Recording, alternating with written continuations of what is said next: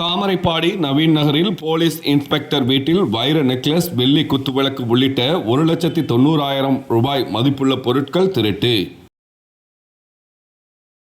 மதுரை மாவட்டம் சமயநல்லூர் பகுதியைச் சேர்ந்தவர் பிரபு, வயது 56. இவர் சென்னையில் மாநகர காவல் துறைப்பாக்கம் காவல் நிலையத்தில் இன்ஸ்பெக்டராக வேலை பார்த்து வருகிறார்.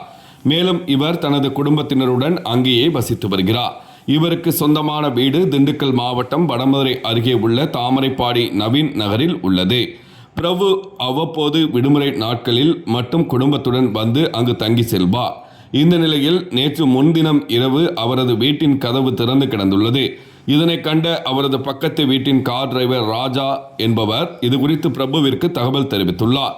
மேலும் இதுகுறித்து வடமதுரை போலீசாருக்கும் தகவல் தெரிவிக்கப்பட்டது. வடமதுரை போலீஸ் இன்ஸ்பெக்டர் கண்ணன் தலைமையிலான போலீசார் சம்பவ இடத்திற்கு விரைந்து சென்று விசாரணை நடத்தினர். அதில் இன்ஸ்பெக்டர் பிரபு வீட்டில் யாரும் இல்லாததை நோட்டமிட்ட மர்ம நபர்கள் வீட்டின் கதவை உடைத்து உள்ளே நுழைந்து பீரோவில் வைத்திருந்த வைர நெக்லஸ் மற்றும் ஒரு வெள்ளி குத்துவிளக்கு உள்ளிட்ட 1,90,000 ரூபாய் மதிப்புள்ள பொருட்களை திருடிச் சென்றது தெரியவந்தது. இதுகுறித்து இன்ஸ்பெக்டர் பிரபு கொடுத்த புகாரின் பேரில் வடமதுரை போலீசார் வழக்கு பதிவு செய்து விசாரணை நடத்தி வருகின்றனர். திங்கட்கிழமை காலை 10 மணி அளவில் வடமதுரை காவல் நிலையம் மூலம் கிடைக்கப்பெற்ற தகவல்.